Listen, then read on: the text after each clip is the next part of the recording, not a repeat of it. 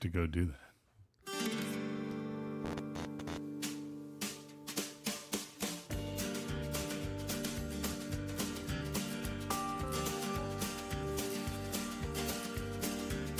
There's nothing like a man with a good-looking beard.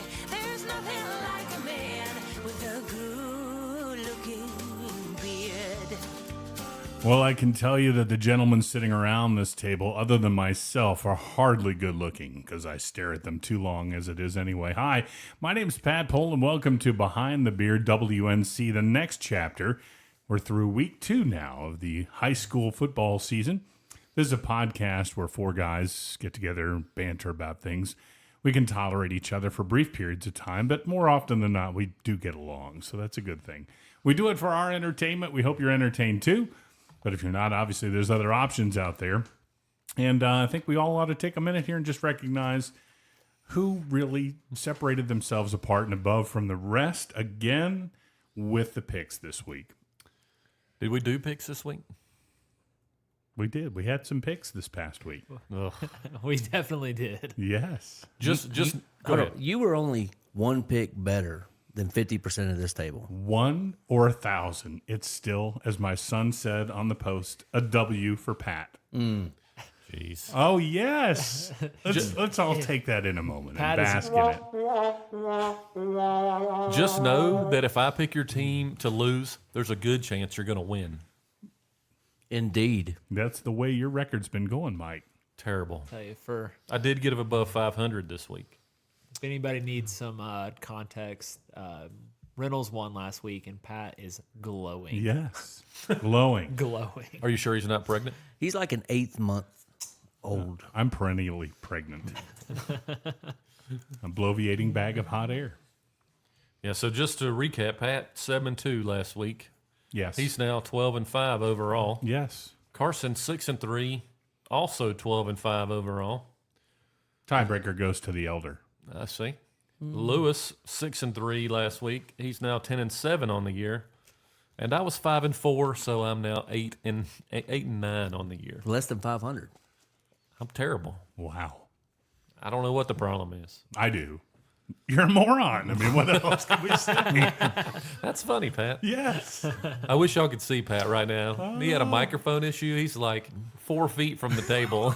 I think hilarious. all the Reynolds community is saying this about that. Yes. Yes. Right? That's right. Did you guys notice that Carson's beard is finally starting to look visible like What? a beard? Holy cow, it is. I'm glad that someone noticed. Thank you, Mike. He looks like a 14-year-old. A physical 14-year-old. Correct. Physical 14-year-old. Let's get physical. Oh, sorry. So when you guys are watching all your JV games this week, just think of Carson. What night does Owen's JV team play?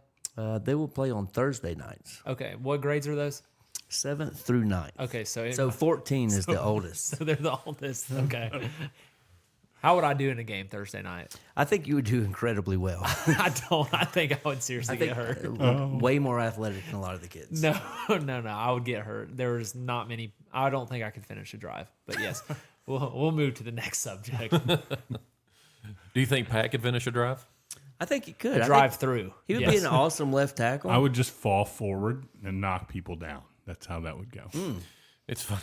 It's funny because Lewis and I were watching a video of a little bit of the Christ School game. One of the linemen falls down. He takes 2 defensive linemen with him. Hey, Nice. that's all you got to do sometimes. Right? That's right. I mean, That's a win. That's a block. that's a win. Yeah, they were not making the tackle. No. The 3 of them were on the ground. So, Well, Mike, didn't you? You said something about needing to get up on the soapbox a little bit today. Is that still the case? I mean, maybe. But before we do that, hearing some grumblings out of the Fairview area. Oh, yes. Possibly no football at Cane Creek. I hear they're trying. They got about 13 kids right now. I think they're looking to boost their numbers before the year. I think the bigger picture for that is about 3 years from now, when those kids would make an impact at high school. Both Reynolds and TC. Correct. Yeah, I mean both. That school does feed both programs. If they continue, a little backstory. The last couple years, they haven't completed a season. But if they don't start sending some more kids their way, I mean, we're starting to see numbers drop across the board. So a little precursor for the Fairview area. Very concerning. And I believe do you think it's a 50-50 split, or do you think it's for kids Reynolds TC? I think it's more like 75-25, especially with the kids that are currently enrolled. Which way? 75 towards ACR. So do we think it's a daily attendance with the student population being down, or do we think there's just lack of interest in football at this point? I definitely don't think there's lack of interest in football. I think it has more to do with demographics in the area.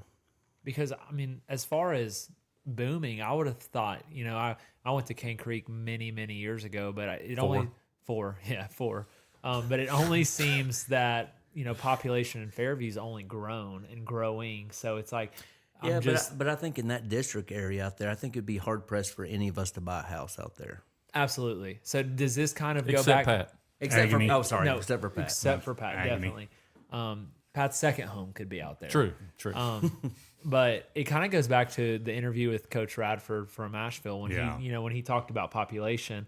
Go back and give that one a listen. He gave some great insight on what he thought 5-10 years down the road, what high schools in this area, populations and size of just affordability and all the things that go into living in Western North Carolina. It's beautiful, but how many people can, and that's a good point. Young people with families and stuff, who's moving out to Fairview? Because I know that I think an acre is going for a couple $100,000 right now. That's Yeah. without a house. Without a house, yeah, just the dirt. And that, like you pointed out, Coach Radford brought that up. It's not just endemic to Fairview. That was also impacting Asheville and driving families that have young Off the kids mountain. off the mountain. You get Yep. the older you get, the wealthier people come in, and that's who's buying but they don't have any kids. Yeah. Can enough people move down the mountain for McDowell to be good in football? Well, they already have the largest school in Western North Carolina. So I don't think if they had an influx of 100 kids, they would still be successful. Gotcha. Where are people going? Are they going toward Tuscola-Pisgah? Well, I mean, you think about it. I mean, Tuscola's done well. Irwin's done well this year thus far. TC District, all that has been doing well, and they have a lot of kids show out. Even Inca, 50 kids in their middle school programs. They had to make cut this year at middle school. So a lot of kids going out further out of the Asheville area. Can they let some of them kids know to try out for baseball this year? That would be huge. Baseball plug. Inca baseball. I think the problem there is the travel ball scene is really turning people off. Yeah. Yeah, I'd imagine. So it looks like Cane Creek maybe no football, which is just sad because, when I went there, I think they went 4 or 5 years without losing a game. Well, I mean, it brings up the conversation. What's the need for Cane Creek? Why don't the Reynolds kids just go to Reynolds Middle and the TC kids go to whatever middle school those kids Valley go? Springs? Valley Springs, yeah. Like let them go there. Let's just have one school. There's no longer a need for Cane Creek, and let's be successful in sports. I agree. Do you think there's a chance they let those kids maybe play at Reynolds or play at Valley, whichever one? I can't answer that. I mean, I don't think there's a big chance for that. I think there's absolutely zero reason to not let give those kids an opportunity to play that sport. I know my little sister attended STEM school. I don't know if you guys are familiar, but it's the Buncombe County STEM school, which is a part of the Buncombe County system. So when she left Cane Creek, she went to STEM, but she was still able to play sports for Reynolds. So there's some precedents set there. If they don't have a football program this year, why not let those kids go to those schools? In my opinion, and my opinion's not worth anything, but I don't see how you could tell these kids that they just can't play football. And 13's an unsafe number if we're just being honest anyways. I mean, 13's a number. You're not going to finish the season. I mean, you'd be hard pressed to get through one game. Rosman on their varsity program had 13 kids last year. They finished out. So maybe it's just about safety depending on what area you're from. When Pat played, they had leather helmets and 11 kids. We had a few more than 11. We did have leather helmets. I recall that well. Or maybe I don't. Are Maybe you I for had too high. real? No, we did not Okay. have leather helmets. I played in the 80s. That's a long time ago for Carson and Lewis. It is. You guys are too. What year did you graduate, Pat? I'm a product of 1988 high so school. I was 2. Yeah. Carson? Minus what? I was 94. Okay. 2014. Is when you were born? I graduated high school. Oh. Holy cow. And I will I say, started my MBA in 2014. And that was after 20 years of no school. It's agony. I'm old. flex. Pat's got his MBA. He played in the NBA? MBA.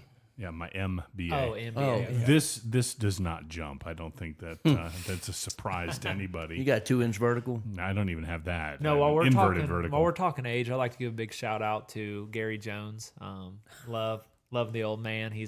Turns 58 today, and he's hitting golf balls as far and as straight as he ever has. And I think when I was telling the boys here that it was my dad's birthday, Pat said he is just a few years older than me. That is crazy, and I think Pat would make an awesome dad. I'm sure.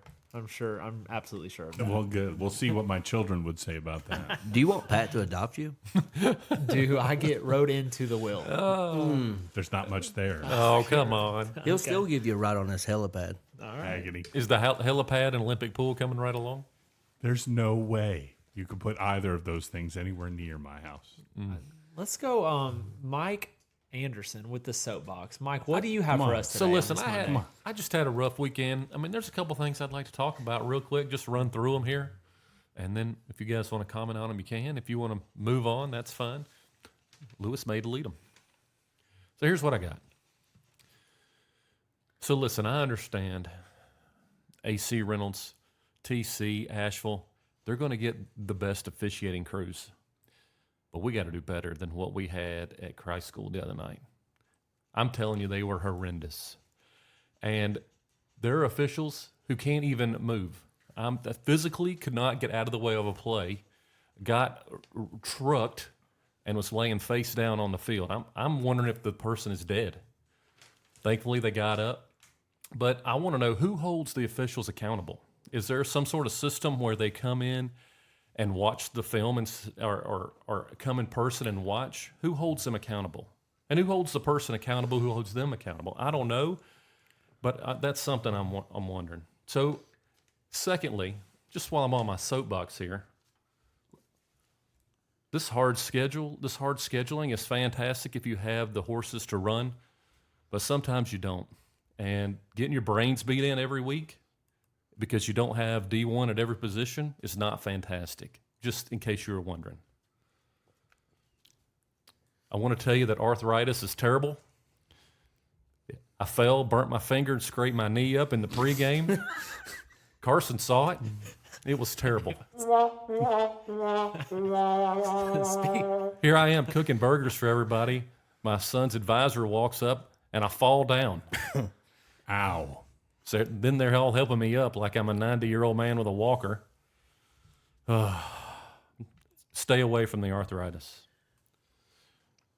Next, visiting fans on home side. Why do you want to do that? Never a good idea. Why? Number Bad one, idea from the start. One, why do you want to do that? It makes no sense. Two, it's dangerous. You got all these men with all this testosterone and this game where they're watching their kids go to battle, and the next thing you know, there's yelling. There were a couple instances this last week where parents were yelling at parents from another school. I mean, it didn't help they're from New Jersey, if you know what I mean. No offense, Chris. But, I mean, come on. There no security, no administration, no nothing. And here these parents are having to fend off, having to verbally go at it with these other fans because their fans are yelling at our kids and our coaches and they're sitting right behind our sideline. You ever been to Christ School? It's a tiny place. You're sitting right on top of everything. Something has to be done where visiting teams, and this is everywhere. They need to be on their side and at home on the home side. We played in Georgia. You know what? There were two gates, one for home, one for away, and there was a fence. You could not physically get to the other side. And that's the way it needs to be.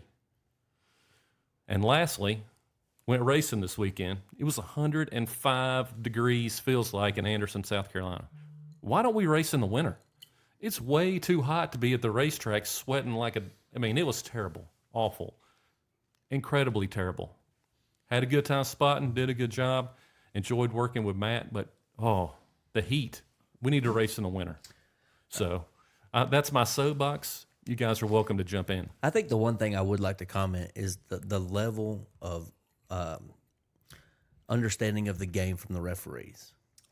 They couldn't even spot the ball. Well, I think if everyone's honest, the white hat obviously is the most experienced referee on the field, and in many instances, we can see him explaining the play to the other 3 or 4 that's on the field, right?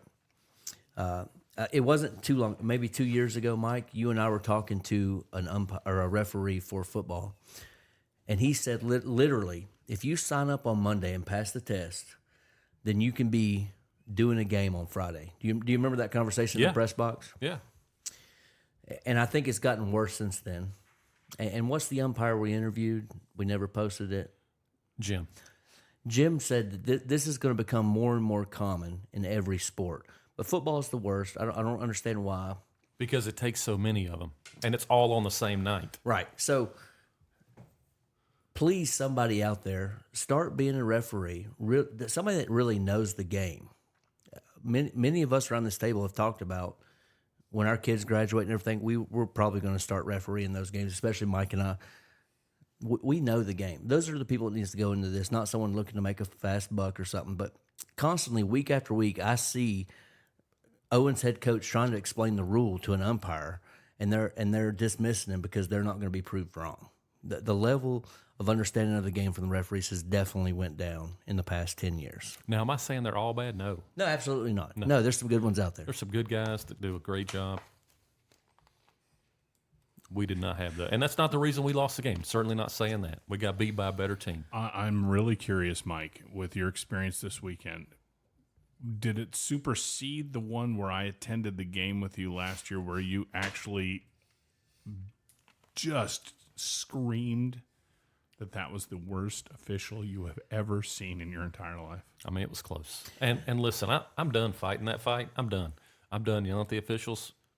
I'm done sitting in the stands. I'm going to sit on the side in my rocking chair and watch the game, and I'm not talking to anybody. I'm not quite done with that yet. I still enjoy it. But do you remember the one offensive holding call that Reynolds received? What was the offensive line? CJ? Mm-hmm. Yeah. What he went down to Wake Forest, is that correct? Yes. He completely dominated this person, drove them back about 25 yards. To me and Mike, it was not offensive holding. He got called for offensive holding, but Mike's comment at the time was, that's not holding, that's pure domination. And the referee back then, I guess that was probably 2-3 years ago. I think it's been probably more than that. Maybe but yeah. maybe so. The referee at the time was like, oh, he dominated him so much, that has to be holding. Well, it wasn't. Right. He literally just outmanned that dude. Yeah, so with Friday night, I was able, I was a part of the crew supporting Luke, and I was over at Christ School. We'll start with the fall in the parking lot. We are very, very glad that Mike is okay. I mean, it was like a split second. I was actually worried because it was very, very warm out. Mike was grilling.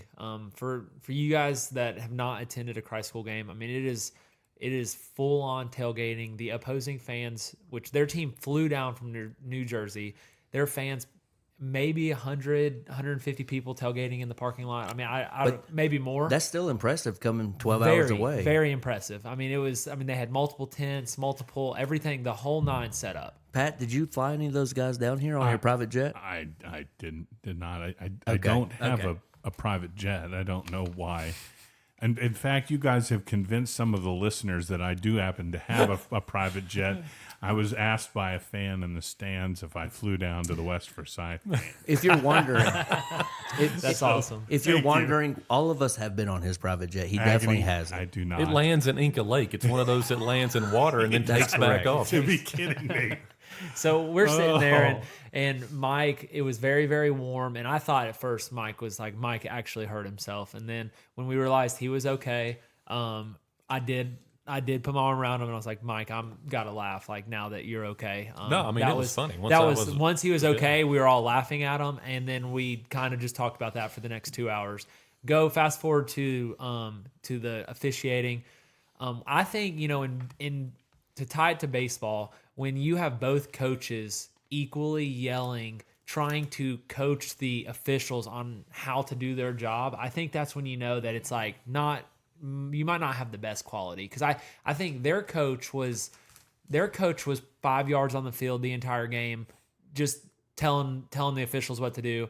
Coach Walker was at Christ School was trying to was trying to tell the officials what to do, and the white hat was trying to do 7 people's jobs or however many officials it was. So it was tough. There was many times where the play was all the way over, and then we saw a hold, and then the white hat would drop the flag out because he was waiting on the official to make the right call. But it was fun. I was able to watch the game with one of our listeners. He's coached in the area for many years, and he knows far more about football than I do. So I enjoyed that. You know who you are, and I enjoyed listening and just the game of football, just talking about different rules, different things like that. And so shout out to him. Not to hype up a game coming up, but I mean, so many times we see these phantom holding calls that calls back a touchdown in the last few seconds of a game that gives the other team a win. But we'll talk about that in a second when we talk about the week 2 recaps. Awesome. Wow. So that's my soapbox. And I'll chime in on the arthritis piece too. Anytime you get the itis, whatever the itis is, it's bad. So hopefully that will get better for you in time. And I know that's agony. So I'm sorry. Some big games to recap, and then also some another week of football, which I think anybody can say that whenever you got football to look forward to, it's always a good day. Yeah, so let's run through the recap real quick. So to start off with, Pisgah 56, Inca 3. Carson and Lewis both picked Pisgah to win that game. Pat and I did not. Pat, what did you see in Pisgah that you knew they were going to win by 50? I didn't. Did I say Pat? Lewis, what did you see? I had Inca. I meant to say Lewis. I was watching you walk around over there, though. Well, I mean, just watching Inca from the previous week, I knew they didn't have the heart to beat an Inca or a Pisgah team they're so strong coming off the mill closure and everything. I mean, this is going to be their year against any team. They're fighting for their culture out there, and they're going to pretty much dominate almost any team they go against. Carson's got some what are you hearing out there in the Inca area? So there's some grumblings that there's going to be a dramatic change in the Inca Jets on this Friday, and I'm going to leave it at that. But there's some talks in the community that there's going to be a pretty dramatic change to the Inca football team and the look of it on this upcoming Friday night. But what I will say is, yes, unfortunately, I did get that pick right. I took it as that, there was a lot of stock in the first game of, the playing Owen and not have a ricochet shot at Lewis and Owen, but, Coach Gibson's got a lot of work to do over there. The record speaks for itself. And so I just took it as the Inca, the cream's going to rise to the top. Pisgah, what Lewis said about the heart. I think the mill closing. I think they're going to play for a lot this season. And I just think that Inca, obviously 56-3. I'm excited to see what changes happen this Friday, but I don't know if when 56-3, to me, that looks like everything. You lost at everything. But so, I mean, just a little preview for what's coming up. But I mean, when you're playing Rosman this week, everything's going to look good this week. Oh, this week will be vibes will be at an all-time high at Inca. I don't care what system you put in, whatever is going to look different, Inca's going to look good. Oh, yes. No, Inca for sure. That's going to be Coach Sexton, that's one thing he knows what he's doing is he puts Rosman on the schedule, and that gives him a win every single year. But that's the Pisgah Inca recap. So we all fell in love with Irwin after their win over Daniel Boone, and we're all convinced they were going to beat Mount Heritage this week, and they came back to reality. Mount Heritage 32, Irwin 28. None of us got that one correct. Close one, though. It was pretty close. It's pretty close. Yeah. But I think it speaks to Mountain Heritage, how much they've grown that program, what they can do in a small community up there. Always a good program up there. Very strong, very talented. A bunch of corn-fed boys. I mean, they're just big guys, and Irwin just couldn't handle it. I'm hearing that next year's the year to circle for Mountain Heritage in a state championship is what I'm hearing. I'm hearing they've got a lot of kids coming back, and just to, if you've got any betting lines out there, put a future on Mountain Heritage or 1A. Is that Very tough in a 1A to do that. very tough in a 1A to do that? But that's if they had any year, that's what I'm hearing. But Isn't winning 1A kind of like being the tallest midget? no, Okay. So who's the 1A powerhouse? I mean Robbinsville. Yeah, Robbinsville. Yeah, Murphy. is Swain a 1A? Swain's a pretty good team. Murphy's won a bunch of them with that. Is that Gentry, the coach out there? But Robbinsville, I mean, successfully, they've won the most state championships statewide. That's incredible. Yeah, Yeah. you drive in there and they have the Titletown sign up. Right. Yeah. whole thing. But no, I drank the Kool-Aid. I drank the Irwin Kool-Aid. I drank red. Absolutely. I think I had red Powerade, red Gatorade, red body armor. Red was my color. What are you laughing at?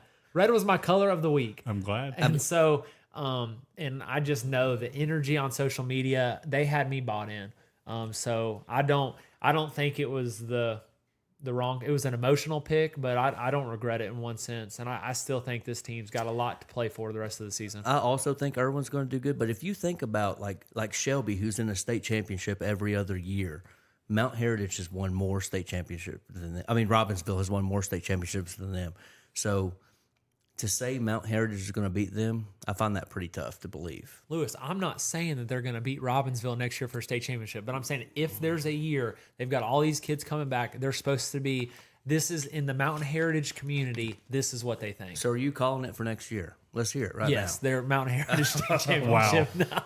You heard it here first, folks. He did call the TC baseball championship. I did. All right, so we all got TC and their route over East Rutherford. TC 56, East Rutherford 6. I think we all saw that one coming with kind of what Lewis had shared from their scrimmage. Yeah, when they want to play two-hand touch, I think it's easy to see that they're going to lose. And TC, they look good, guys. I've been telling y'all ever since the scrimmage. So are you starting to get worried at Fairview over there? I think that TC is a team that AC Reynolds is going to need to take very seriously. I'm really interested for that Week 4 Reynolds matchup with Watauga. I think that'll tell us a lot because that'll be a common opponent with TC. Yes, I agree. And So- AC Reynolds will win. So Yeah. I'm going to put that out there. There you go. So then next, we all got the Mitchell 35, McDowell 6. We all got that one right. McDowell, they're going to struggle to win some games this year. I mean, Well, I'm interested to see what they look like against the North Buncombe's and the Incas and those guys in conference. I mean, losing that running back, I'm just not sure they have anything much left. yeah, when you lose a player like at that caliber who took over that Asheville game last week, it's going to be tough to win almost any game. Agreed. I'm excited as well. What Mike said, now that North Buncombe and Inca, you can now circle in another game that you can have a chance to win. I know that in years past, it's, after the Rosman game, it might be like, all right, there's not another game on the schedule that we can win. Or at North Buncombe, it's once you get done with the Madison game, there's not another game you can win. So you got to get your wins early. And if you don't get them, then it just makes for tough motivation to get the guys all together and practice and work out and all the stuff that you need to do to be successful. So I do think I think we'll tell a lot after those 2 weeks. I think that whole race for second and 3A between North Buncombe, Inca, and Irwin, that could be a fantastic battle for second there in 3A behind Reynolds. So I'm interested to see how help that me out turns with the playoffs. If you finish second, do you get a playoff spot? It depends on the year and Okay. how everything else It's not finishes. the champion automatic bid. Second place, I think, is dependent. Correct. Generally, yes, but it's not guaranteed. Okay. But there's no guarantee that Irwin's not leading that, right? I would make the case that they'll be playing for second fiddle. Well, we'll see when they play, but there's no guarantee that Irwin's not leading the 3A. That's true. There's no guarantee in That's anything. true. True, no guarantee. But I think based on what we said in the opening preview, those guys are playing for second. Yes. Yeah, I'm gonna go with their plan for second. They're just until someone around here can draw some blood on the top of the Reynolds Mountain. I'm not selling. I don't know, Carson. You keep doubting them. You and Lewis keep doubting them. I picked them week 1, and obviously I picked the wrong side. And then I was like, okay, you know what? Didn't love what I saw offensively, and then I got educated again this Friday, which we'll talk about more, but it's, special teams matters a lot, and Reynolds always can do special teams. And I had no idea that at one point there would be 377 yards for Shelby. Reynolds had a total of 77 yards, and the score was 21-21. So, yeah, I didn't see that. So I guess since Carson's going to go ahead, we'll go ahead and talk about the Reynolds game. I'm sorry. So I'm sorry. Shelby 21, Reynolds 28. Yes. Shelby had the ball late, not able to capitalize. Scored a touchdown, got a call back on a holding call. I would call it a phantom holding goal. Oh, it was not. It was egregious. Did you see the hold?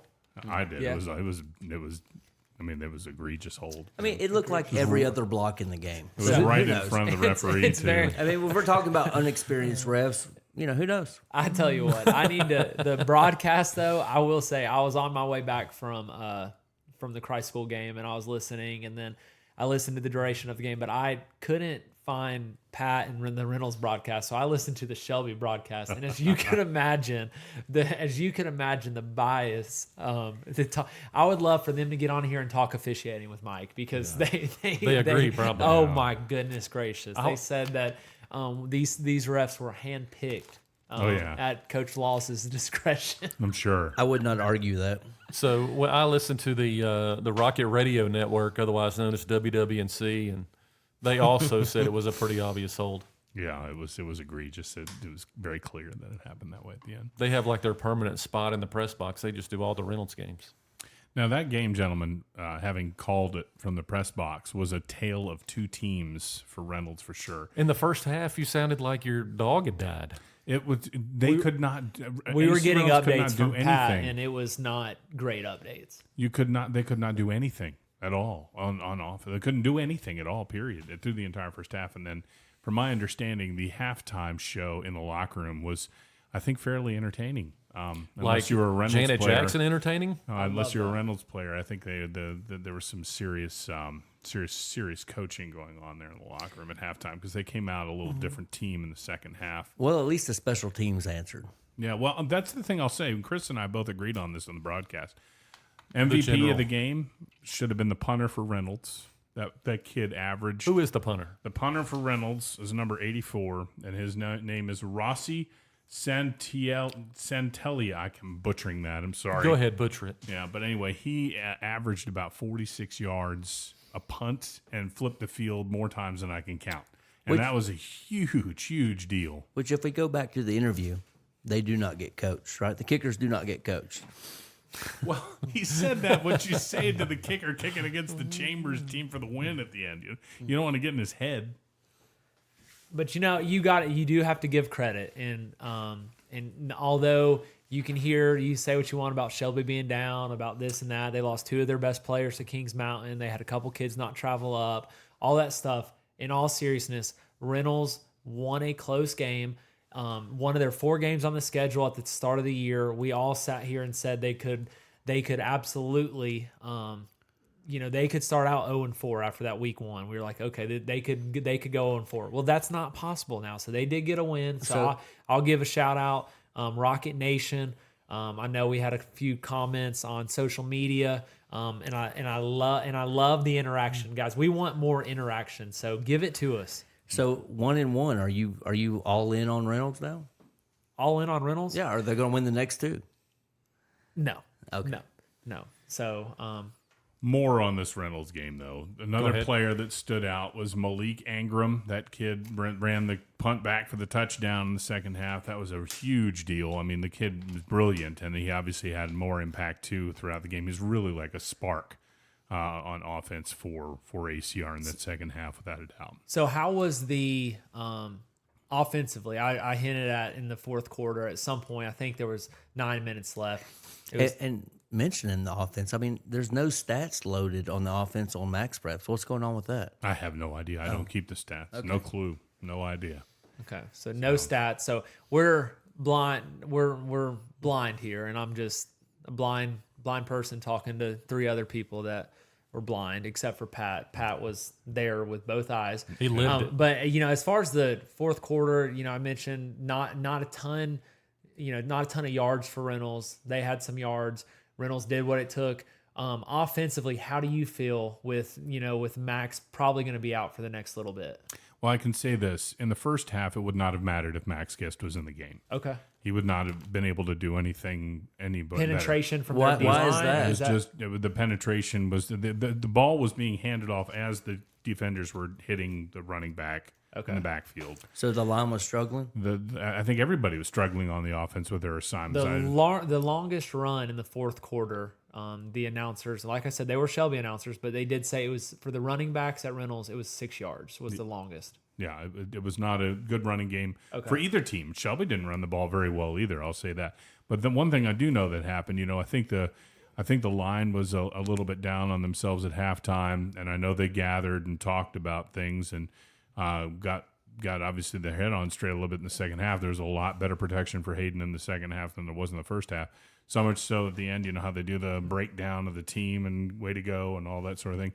They let Truesdale, the center, the young kid, break down the line because he, turned around and actually performed a little bit better in the second half, was my understanding. So it was pretty cool. The other thing, other than special teams, that Reynolds seemed to do real well is when they got a short field, they took advantage of it. They did. When they got that ball down there, was it inside their 20 where they the punt touched the leg? Touched the leg of the guy who They should were have able gotten away from the ball. Yeah, they were able to take advantage of those situations, and that's big. Yeah. Special teams and being able to take advantage of turnovers and short fields is super important. That was a pass over to Ty Johnson, the kid from Irwin, over on the far side of the field, and he just really did a great job powering his way into the end zone. I think he landed on the ball in the end zone and knocked the wind out of himself. We were all a little worried there for a bit, but he bounced up and got back at it. And on the game-winning drive, I think Reynolds got the ball at the 37, and then there was a 15-yard unsportsmanlike. So that's something that Reynolds is, to give credit to their coaches.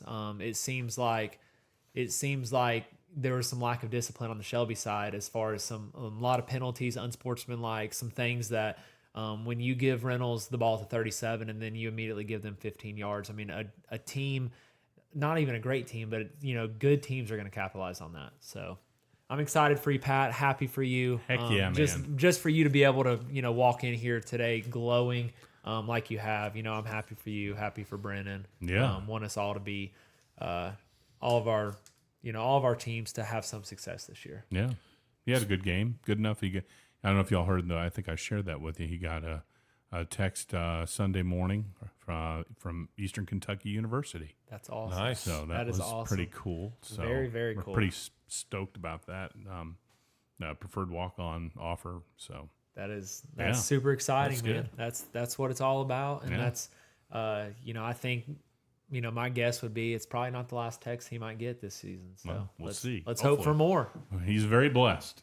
So just to keep on here with the last week, next up, Asheville School 14, Webb 38. We all picked Webb out of Knoxville to take care of Asheville School, which they did. I will mention JoJo Akeem was the leader in offensive yards and tackles, so he had a good game coming over from Reynolds over there to Reynolds Part 2 or whatever you want to call it, at the Asheville School Rockets, missiles or something. I call it the missile silo. Next up, St. Joe's 49, Christ School 10. Pat and Lewis got this one right.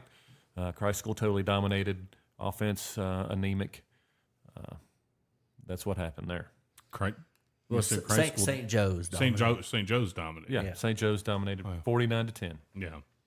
Yeah, it was tough. It's just one of those. I drank the Kool-Aid. I thought traveling from New Jersey, and then I found out that they actually flew the entire team and support staff down. And I was like, I was talking to some of my buddies, and they're like, if they fly the team down, you don't think they're like going to come down like be ready to go?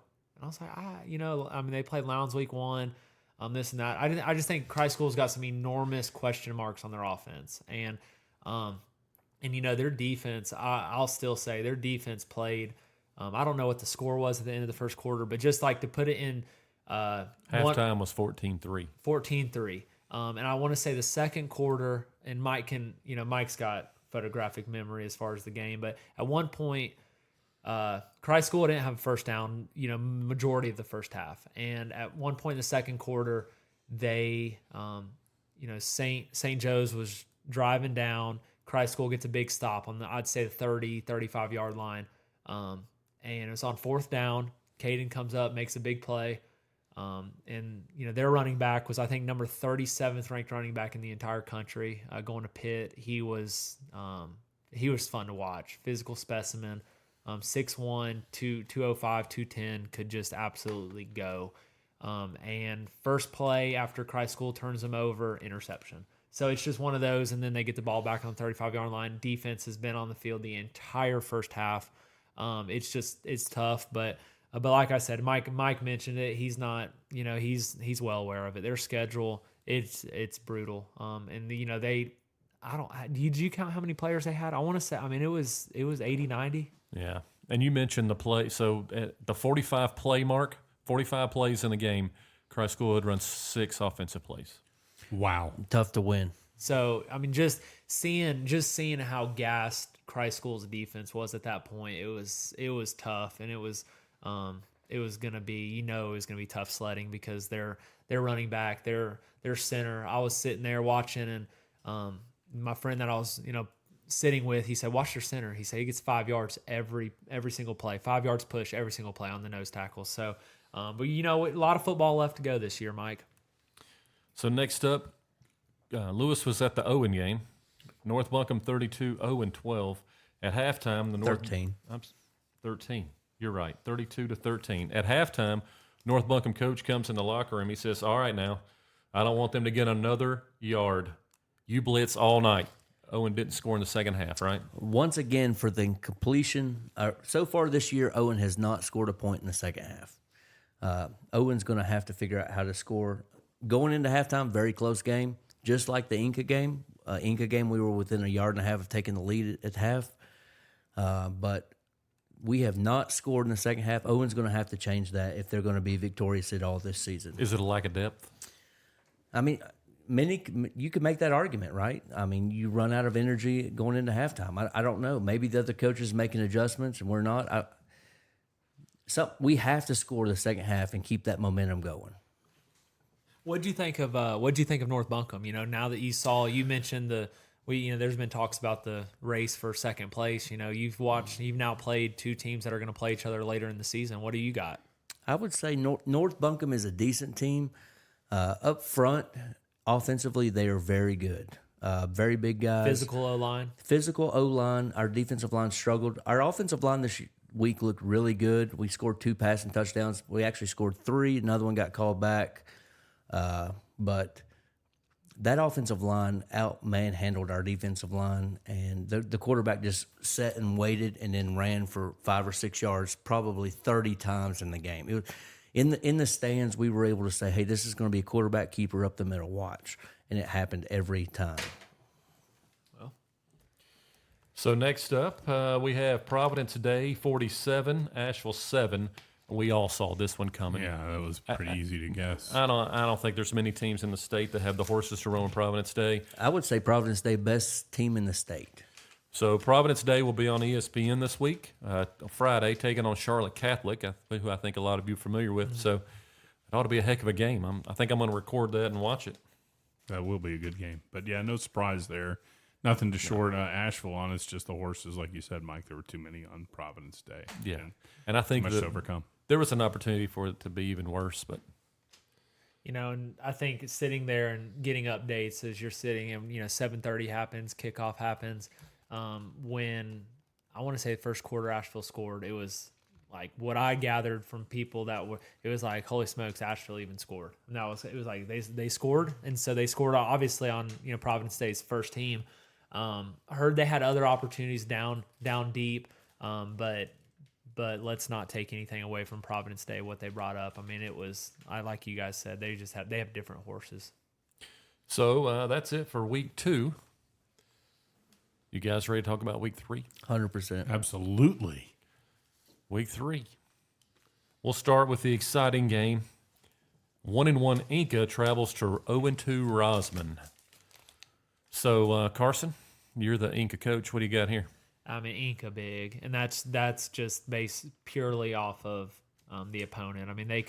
They could probably play their second string at every position. It's just Rosman right now. They've got a big program. They've got big changes in their program. They've got big issues. They're not deep. It's not going to be good. There's not much to talk about here. I think if I was Inca's coach going into the game, my speech would be, we will be perfect in every aspect of the game. You drop a pass, you run a mile. You miss a blocking assignment, you run a mile. I mean, I think there's no way anyone in Rosman matches up against anyone in Inca in this game. Yeah. Agreed. I have Inca winning this also big. Okay. So, did I say it? Yeah, Inca as well for me. Rosman, there's not much there. So, Pat, last week you were drinking the Irwin Kool-Aid. Irwin at home, 1-1. They're going to take on the 0-2 Brevard team. Brevard team that gave Pisgah a good game. They lost to a Catholic team out of Knoxville. What do you think? I am going to take Irwin on this one. And I just, what I saw in the scrimmage when I saw the scrimmages happen, and I just don't think Brevard's going to be able to hang with Irwin. That's all I got for it. I think Irwin's got a big bounce back. I think that they had a tough opponent last week. I think they've got a get-right game here in Brevard. I've got Irwin, carrying some momentum into that week 4 game. So I've got Irwin here. I think Irwin gets some confidence. I think Irwin pretty big. I think Irwin also bounces back huge here. I think Irwin, who is competing for that number 1 spot in the 3A, Yeah, I think they definitely absolutely. win this week. Absolutely. I want to pick Brevard here because I think it's going to be a closer game than what everybody's thinking. But alas, I'm also going to go with Irwin. Next up, we have 1-1 Tuscola heading to 0-2 McDowell. No stats for Tuscola. I will say the quarterback for McDowell, Job Marsh, averaging 151 yards through the air and 73 yards on the ground. So majority of their offense is coming from their quarterback. Lewis? I would think McDowell has to go to Danny Brown at some point in this year. Hopefully it's not against this game because Tuscola is going to beat them by 3 touchdowns. I'm also going Tuscola. I just don't think McDowell has the horses. I would ditto Mike on that. I'm Tuscola. I don't think McDowell has the horses this year either. Yeah, it's going to be chalk on this one as well. It's going to be Tuscola pretty big. McDowell's going to continue to get beat up. So next up, we have Christ Church Episcopal out of Rock Hill, South Carolina, taking on Asheville School. Christ Church has put up some big offensive numbers this year. They have a running back, Deshaun Reeder. He's averaging 184 yards a game. Wide receivers averaging 55 yards a game. That's Luke, I'm going to mess his name up, Bumhofer. And the quarterback, Hendricks, is throwing for 107 a game. So they're going to come out and run the ball. Like I said, for Asheville School, JoJo had 57 yards receiving in their first game last week. Running back, Stefazaho, I'm saying it wrong, averaging 42 a game, and their quarterback, Ricky Tolbert from Reynolds, 174 yards passing, a TD, and 2 interceptions last week. And like I said, JoJo, 5 tackles, led the team. So, Pat, are you picking Reynolds or are you picking Christ Church? I'm picking Asheville School. I meant Asheville School, right. Yeah. They've got so many Reynolds guys, Pat has to pick them. That's right. I think it's a requirement. That is not why. Then tell me why, Pat. I think Asheville School will win this contest. I like that. So are you going against Christ? Oh, wow. Christ Church. Yeah, we're going to take Asheville School. Asheville I'll School, leave it at Asheville School is the defending one, but whatever the smaller private school league. So, Lewis, Pat, I have one question. that. Okay. What's the difference between a missile and a rocket? Enlighten me. You're the engineer, Lewis. A missile is a smart rocket, right? I would wager yes. I'm picking Asheville School as well. Carson. I don't know what that was, but I'm gonna go with. Makes my I'm head on hurt. Christ's side, and I think that Christ Church is the team here. Mike just name dropped those. I have no idea who those players are, but those names seemed intimidating, and I'm gonna go with Christ here. I'm going to go Asheville School as well. I think they have quite a bit of talent over there, and they're the state champion. Until someone knocks them off, they're the state champion. So up next, we have another private school game for you. We have Carrollwood Day coming out of Tampa. That's their first game of the year, taking on Christ School at 0-2. Christ School giving up about 45 points a game and scoring about 9. So I'm going to go with Carrollwood Day here. I just don't think I don't think Christ School has the offense together, and I don't think they have enough offense to win this game. I'm also going to go Carrollwood Day. I think Christ School has to prove me wrong. And until they win a game, I'm going to pick against them. I'm also going Carrollwood Day, Mike, and I think your point that you brought up earlier is certainly one worth pondering.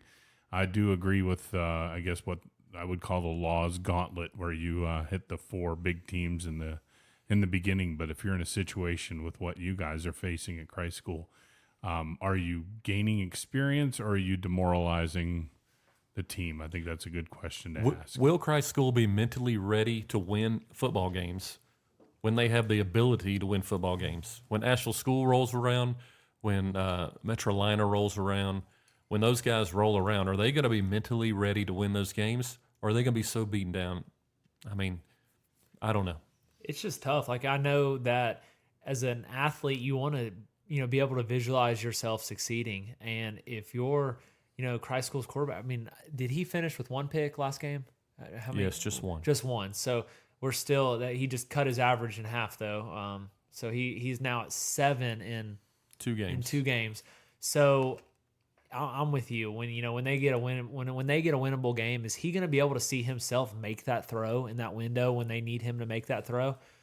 Huge concern of mine was that Khalil Conley, who's arguably the best athlete on the field when Christ School is on offense, I think there was a minute or 2 minutes left. The only time that he touched the ball was on kickoffs, and he returned one about 60 or 70 yards and 150 yards, and he didn't touch the ball on offense. So I know they've got him playing outside receiver.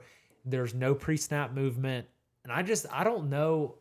Like I said, my football knowledge is not great, but he does not profile to me as a outside wide receiver that you're just going to set up on the outside, tell him not to move, and just go. And I mean, he's not that tall.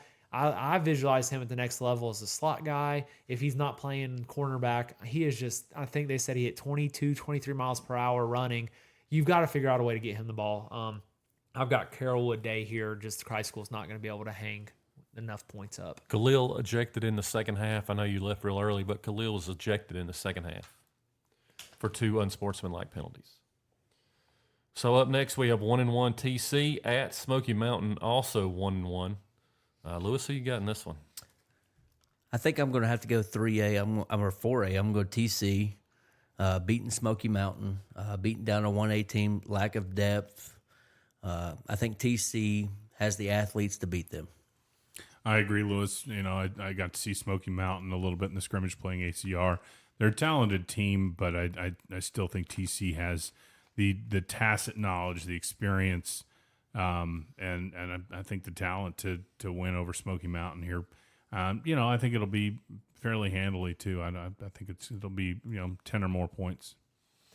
Carson? Yeah, I agree with Pat here. I don't think Smoky's going to have enough for TC. I got TC rolling in this one. I agree. Pat's got us all pumped up on TC, much like we were all pumped up on Irwin. So let's see when they lose. Just kidding. I'm a good salesman. Clearly, I've brought you into the pool. Pat, I knew you were building a pool back there, Olympic size. Agony. All right, now it's time for our 4 games of the week. We'll let Carson start with his game of the week. He has 0-2 Madison traveling to 2-0 North Buncombe. Not often you get to say 2-0 North Buncombe in football. No, but I can tell you right now, I talked about it last week a little bit, Weaverville being buzzing. Weaverville's buzzing, burning. I mean, you can't get through traffic. I mean, it is out of control at this point. And I've got to shout out to my boys over there on the Blackhawks sideline. I think what they're doing is special. I think what Coach Hines has got them, what they've got them believing in is half the battle. And I know they've got a very winnable game here. I know these players at North Buncombe have not beat Madison, so I'd heard from a fan that's been at both North Buncombe's games that just when they win, that they're still very excited when they win, and you can tell on the sidelines and stuff. And they said that when they beat Madison next week, it will be a conference championship victory. I mean, you'll be able to see all the raw emotion on the kids. I've gotten a couple texts from buddies. When are they building a statue of the coach in Weaverville? I mean, this is all real stuff. I mean, this is just real stuff. That's awesome. So y'all have to understand. I know exactly how I sound here talking about North Buncombe football, but it's just exciting to be able to see. I think I had 2 years of my high school, we didn't win a game, so one win is more than we're used to. If we get to 3, if we start out 3-0, which I think they do, I think it'll be another special weekend. In Weaverville. I will also pick North Buncombe against a winless Madison team. North Buncombe showed me some things on the offensive line that I think they will overpower Madison, no problem. Also going North Buncombe. I mean, I'm interested to see how far they can take this. So I'm liking this underdog story they have going on in Weaver, Vegas. I'm waving the flag too for North Buncombe. I'm all in. I think they're going to win handily over Madison, and good for them. So this next game is one that really intrigues me, and I've changed my pick a couple times on it just thinking about it. I've got Lake Norman, 2-0 Lake Norman at Asheville, 1-1. Lake Norman's 2 wins, 7-6 over North Meck and 14-13 over Statesville.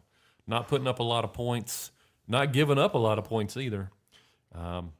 Asheville, we've talked about, they have some offensive struggles. Hard to gauge what happened at Providence Day. That's a whole nother animal. Well, Asheville 1-1. Ellis is averaging 143 yards a game. The Josh Ellis who came over from McDowell. It's 7.2 yards per carry. Quarterback is averaging about 175 a game. And their leading tackler is Gervais Smith. He's averaging 10 tackles a game. So I've gone back and forth, but I think ultimately I'm taking Asheville in this one. I agree with you. I'm going to take Asheville in this one. They're going to prove what they're going to win the MAC, hands down. Excluding all the teams that, ran away from the 4A.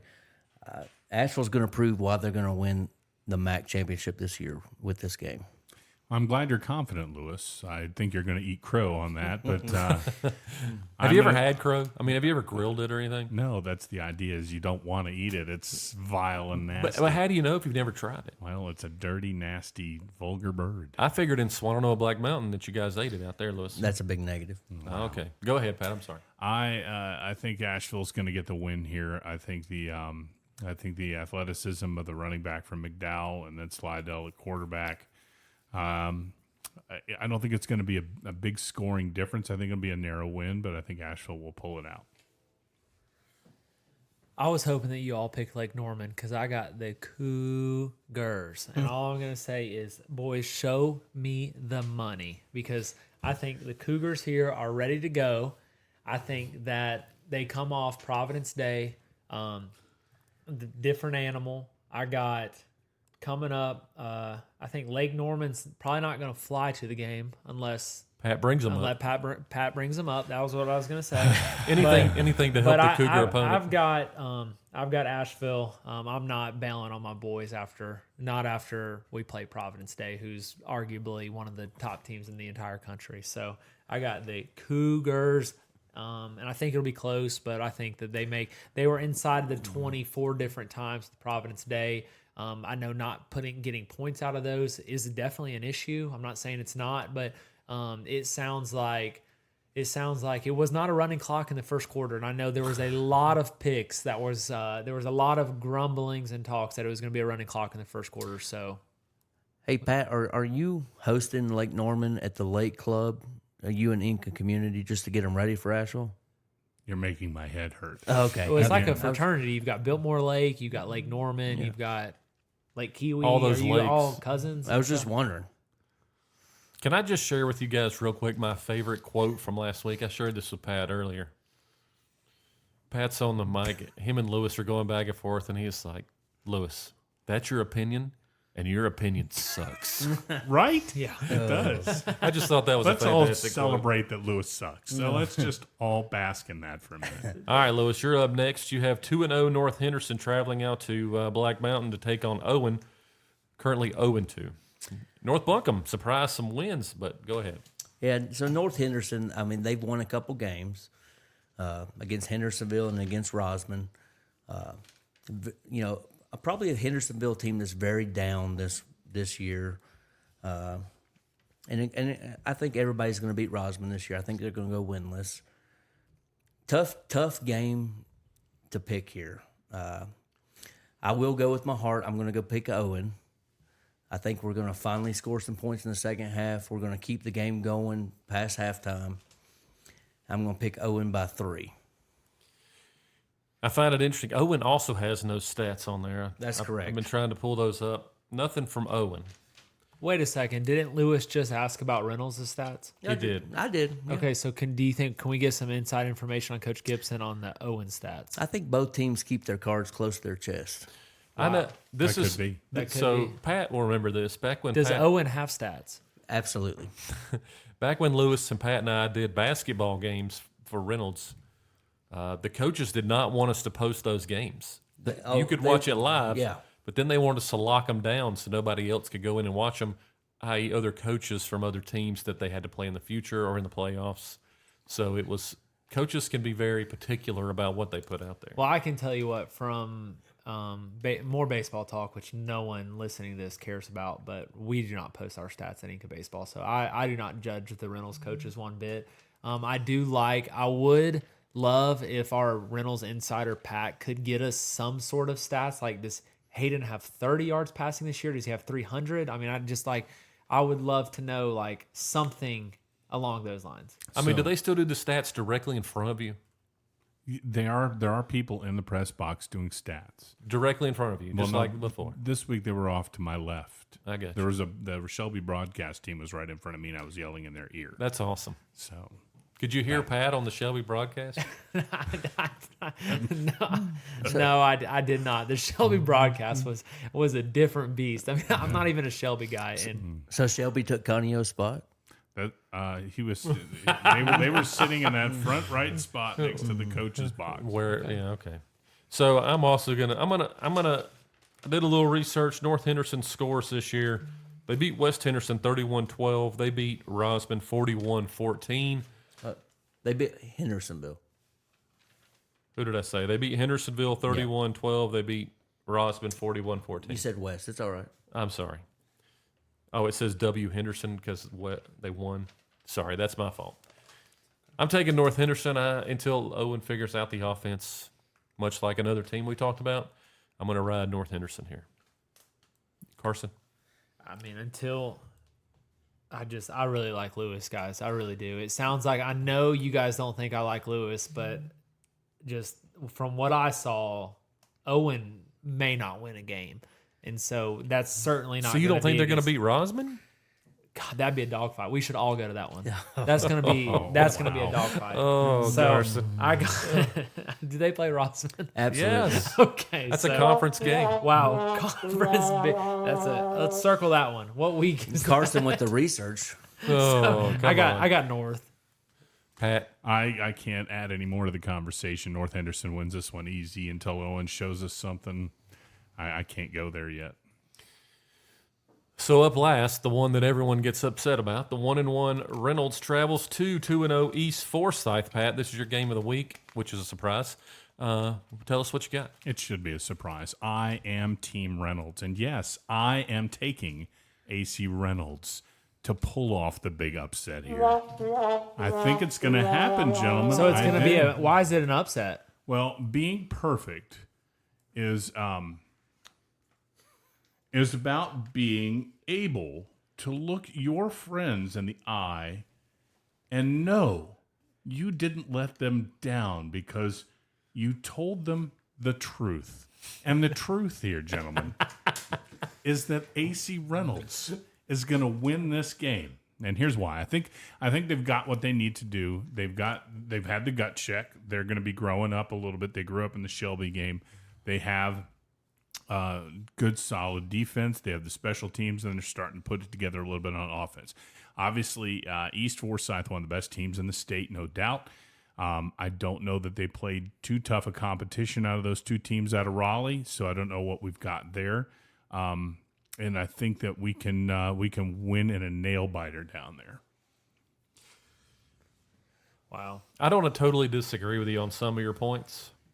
I will say that It is the truth, Mike. You can't really disagree with it. East Forsyth scoring 52 points a game and giving up 3.5.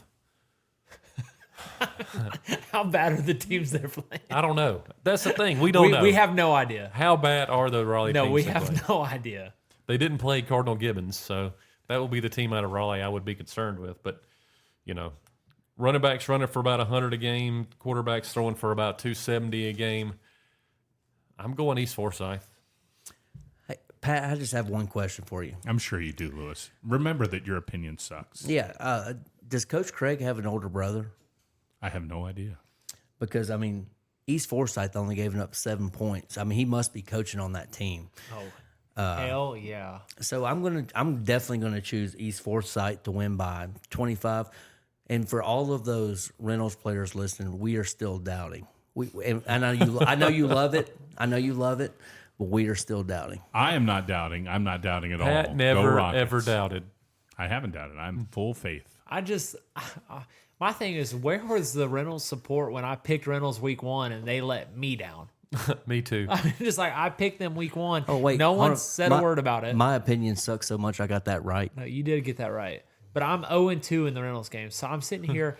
Yeah, if I didn't pick you, you're probably going to win, Reynolds. Thank you. You're welcome. Yeah. You're Yes. welcome. Right? So I sit here and, I would think initially that East Forsyth would just blow them out of the water. But I think somehow Reynolds has still got a little bit of that magic that I just like. At least their punter does. For sure. Player of the game was the punter. That's awesome. Seriously. But I think that I've got East Forsyth and I don't. Wait, I think you it were will just be, getting ready to pick I Reynolds. was. You, I think you no, told no, no, you were like, no. And It's Reynolds gonna has be, got the magic. I'll they've take got the East magic. Forsyth. They've What? got the magic, and I'm taking East Forsyth because Reynolds has. It will be what I meant is it will be closer than what I would have initially thought at the beginning of the year. Because at the beginning of the year, to let these listeners know, Pat told me when we were talking about Reynolds that East Forsyth's best team to state. East Forsyth's one of the best teams to state. He said it 6 times in the first 2 minutes that I was around him. So I knew that Pat thought that East Forsyth would be a very tough opponent. Okay, but Pat is sitting here picking Reynolds. I'm picking East Forsyth just because I want my record to be a little bit better than Pat's. Okay, and I also think that Reynolds will be in the football game. So don't get all mad at Carson here. Reynolds will be in the football game. I just don't know how long they're going to be in the football game. I'm going to point one thing out. Point. Social media. Irwin, Pat wins. Reynolds, Pat wins this week, posted. So who there's- wins next week? I win. It's going to be another Pat So wins. Pat Somebody's winning going to be every- posting Pat wins Pat again. for the W. Okay, Yeah. all right. I love it. It I cannot love be it. from your lineage, though. That's all right. Somebody else will step up. I like it. Pat went on his kid's social media account and posted. Agony. I did no such thing. I barely know how to use social media. Oh, come on, Pat. I'm old. So that's this week's picks. I'm pretty sure I got them all right. I don't know about you guys, but I'm pretty sure this is the week I win. I Please- disagree. Yeah, please tell us where we got wrong because I don't see a pick that is missing there. We're all pretty close this week. Nobody's picking up much. No one can pick up. Not a much. lot of real close. Not a lot of games we think are going to be closely So contested. is it safe to say that Mike cannot be in first place after this week? That's correct. Unless you guys did not put your picks in, and I got them all right. All right, good deal. Terrible. Good deal. awesome. But make sure as you guys listen, like, subscribe, share. We love the interaction. It really does make us. We did this for our own entertainment, but hearing that there's kids and parents and student athletes and coaches, and if there's really a lot, this has gained more traction than we thought. Yeah, And we love the interaction. we love the interaction, Yes. even if it's. I mean, give us something. I know Brendan wants to call in and tell me how big of an idiot I am. Guess what? He won't be the first person that's ever told me that. So I'd love to hear it. You laid down a challenge for him pre-game, right? I did, yeah, I did. I had a challenge. Pat's not agreed to it yet, and we do have to get the parental rights with Brendan. But if Reynolds wins, Wait, you're trying to get Brennan's parental rights? Like you're going to be his dad? No. okay. I will not be Brennan's dad. I've got one. I'm a father of one. That's enough for me right now. All right, go ahead. But if Reynolds beats East Forsyth, Brennan here will host the Behind the Beard WNC in Carson's chair. He'll be able to make all the picks for me. He'll be able to have all of this lovely time on the mic to tell the world how big of an idiot I am. So that's my challenge. If Pat agrees to it, that's a whole nother thing. But that's my challenge.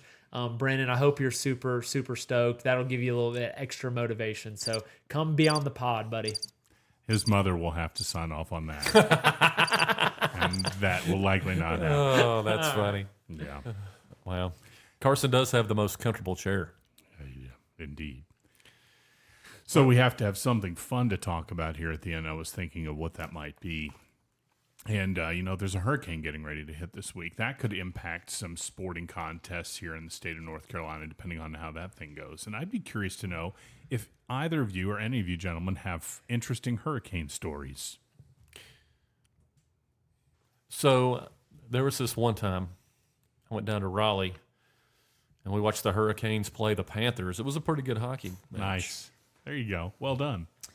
I would say Hurricane Katrina 2004. I was working in a nursing home.